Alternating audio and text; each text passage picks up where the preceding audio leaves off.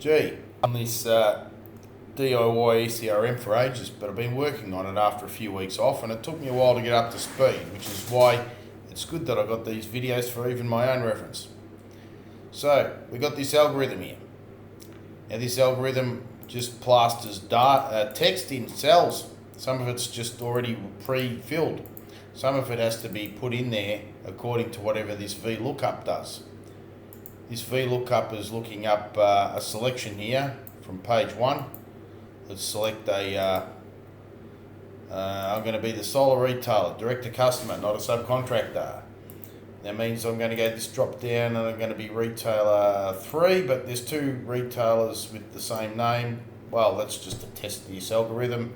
Because if it can go wrong, it will go wrong. So you've got to have all of the T's crossed and the I's dotted. So there's 2 different addresses here for the retailers with the same name. Well, I'm going to go with that one there. And the rest of it will fill accordingly.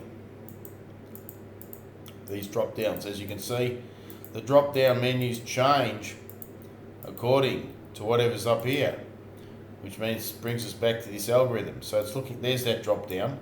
So the VLOOKUP's looking it up and then chucking in the equivalent of what you'd put in a formula. And as you can see, retailers is there, and then there's some cell references here, cell retailers there again, some cell references there, and a concatenate. Now that concatenate there, pardon me, is text of what would normally be in a formula. So how do we get text as a formula? Well, back to here, back to these drop downs. I go data validity on this same menu one. As you can see, indirect function. Indirect means take whatever text is in this cell, AS30, and read it as a formula. So it's reading this now at AS30, right there, that's the address one, as a formula. So that way I get a different drop down menu every time I change this. So now that we've established that, I've created myself a bit of a problem, because if I'm the solar retailer here and I have to put the solar retailer details here we go. All I have to do is grab that name from the first page, which is the first part of the algorithm in here. But what if this is not a solar retailer and I'm subcontracting to a solar retailer as a business name 4? And there's the address for that, because there's 2, again, for testing purposes, there's 2 business names that have the same name. Just want to make it foolproof, so I've got now two to select from. I might as well have a look at that drop down. So we've seen in the formula, what does it change it to? AS30, well, let's have a look at AS30. AS30 is saying, look at this installers, A10 to A1 million. All right, we'll go to installers. This is they're all the same. Every page is the same layout. You go top left, same thing, every page. Why? System, same formulas, cut and paste, bada bing.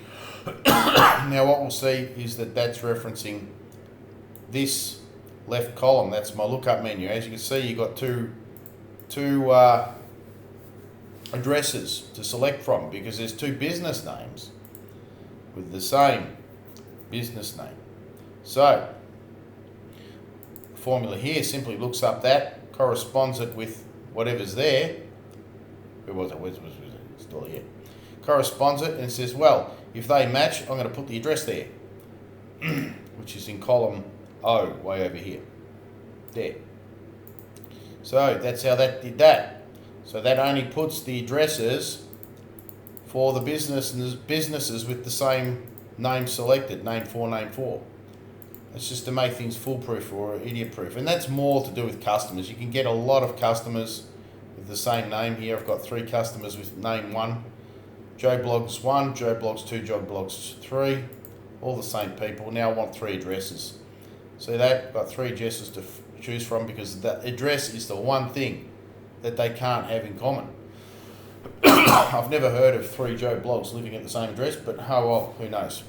So if we go to, say, customers, you'll see the same thing. It's got a formula there looking corresponding the customer name here, and throwing in the address from column O. So got it? Yep, that's how you sort that out. Now back to this conundrum. So I've got installer in here now instead of retailer. So that means over here, where I was selecting retailer earlier, now I have a drop-down menu. Because this is the first time I enter the retailer details, because they're not being entered here as they were before. So that means an if function, doesn't it? Data validity. If, well, that's just a specific formula. You get the idea. We don't need to go to specific cell references because they'll be different on every spreadsheet. But there's an if function which basically says if this here has the installer details in there, then I want them in my drop down menu. Otherwise, I want this drop down menu to make my selection. I'm going with retailer 3 now.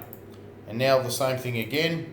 I've got 2 options. Well, where's that? Let's go to, or a blank. Yeah, I've got a blank too. Yeah, well, I'm going to go for. So we'll go to retailers, and as you can see, I don't have any input in this first column anymore because there's no data to put in there from here because there's no retailers in here. It's in installer's details now. So where was I? Retailers. So now I'm relying on this one, which is the same formula again. Look up all the retailers with the name that is now corresponding with this name here on this menu that I've selected. So, and plonk in the address again. Okay, we've got retailer name 3 in this form here on this page. There it is. And we're getting the same name here twice, and we plonk the address in there. So this is a different VLOOKUP where the first column is your V, vertical lookup, and that's why I've got these numbers up here. This one here is column 3, and this one here is column 2. Column 3 is for this VLOOKUP, the first one that I showed you. Looks up from column A. So this will be, this here will be the third column. Let's get out of there. We don't want to change that formula. And this one here is in the starting with the red here. So this is my STC form here. STC form right there, not the cost form data. So this has got to start from a different location, and it's starting from the data in here as the VLOOKUP. And as I said, the address is the only thing that is different when you've got multitudes of data and you could have similar names across the same database. So I've got to separate them. Right. So, and again, look at that, column reference. C2 there is referencing this cell here, C2, which has column 2 in it. That goes right across the board. So it's grabbing whatever references with the selected address, which in this case is the one ending in 3004, which is this row here. Everything that's in this row ends up in here with that VLOOKUP. And if we had, solar retailer here, with a solar retailer name and a solar retailer address, that's the minimum data we need in there. Go back to that. Now it's populated. So that one there grabs the selected address, which is ending in 3004. Here it is. And it's cross-referencing to the relative column, in this case column 5. That's why this VLOOKUP has number 5 in that reference cell. Cross that out. So we've got options with retailer selected on the initial page, or if not, on this page here, we still have, where was it? Retailers. Data to select from here, to punch in here. And then all that data is in there so that when we go in to fill in, say, the rest of the form, like the retailer rep's name, that's another algorithm altogether to break up names. have I already said this? Retailer rep name for example. Yes, that's for Mary Ann Reese Jones. That's why I've done that. And as you can see, I've got all the relative references because all these drop-down menus are now referencing, where was I? Retailers. All the data that's populated in this row here. The STC form data, as by the reference here. And this is what's in the cost form data. Yeah. So there we go, clear as mud. And that way, I've developed a foolproof system that's super fast to fill in. Same deal here. Off I go. STC agent, I should have a, I've only got one there. Well, let's go and have a look. I've only got one reference, see? I don't have, if I went to STC agent 4, I'd have 2 addresses because I've got 2 STC agents with the same name. Let's go and try that, eh? So I'm going to go down to this drop down menu. Agent 4. I've got 2 addresses, so I'm going to choose that one. So that means when I come to other details that I have to fill in, all my drop down references will be from this row here, because everything in this row here is populated up here to take out and put around all over the place where I need to. So that's that, clear as mud. And that's how I've managed to get this sharp and running. You might notice that, I don't know if I mentioned this already. Too many takes, I can't remember what I said. That's a blank. I like to put the blanks in my drop downs. Let's have a look at that formula. Data validity, retailers E6, E7. There we go. So it's referencing E6 and E7. That's why I've added these lines. The spaces here, these rows I should say. Because I wanted spaces in my drop down menu so I can choose blanks if I want to, see? E6 and E7 are in my drop down menu. One of them's a blank. That's what that's all about. I hope that's all. It's wrong. I'm going to go back here and add them now. So, what do we got? I go there. So, yeah, I got a blank there anyway. Au naturel, part of the selection criteria anyway. If I go to Solar Retailer, there's so many blanks here, it's not funny. Okay, let's go to the next one. What did I want? I wanted a blank here too. So I've got the Solar rep name. Data validity. We're looking at indirect boxed algorithm AS31. Okay. Indirect boxed algorithm AS31.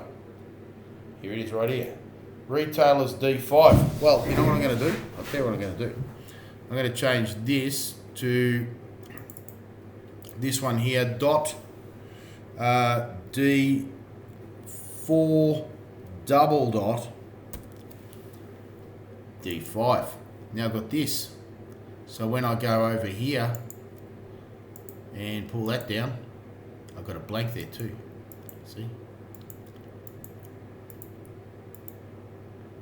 I'm going to choose that one now. Now I've got this one. So you got it. I can choose a blank. Great. And these are all referencing those cells. Data validity. This is all the indirect stuff. AS32. AS32, here it is. As you can see, I've put some references there.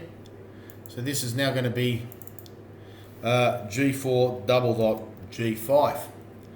Great, put that space in there. H, 4 double dot H5. And J, 4 double dot colon, I think they call it. How would I want to call it double dot, who cares? It's not a semicolon. I think it's a colon, yeah. Well, I call it double dot because it's, you know what, it's double dots, all right? So 4 double dot F5. Smiley face, eyes for a smiley face, there you go. So, look at the formula over here, ready to go. Now I've got 2 cell references in my drop down. Beautiful. Come over here. Now I've got 2 cell references. Fantastic, look at that, choose a blank. Okay, mobile, email, ABN, all good. Well, that was clear as mud, wasn't it? I'm out of here.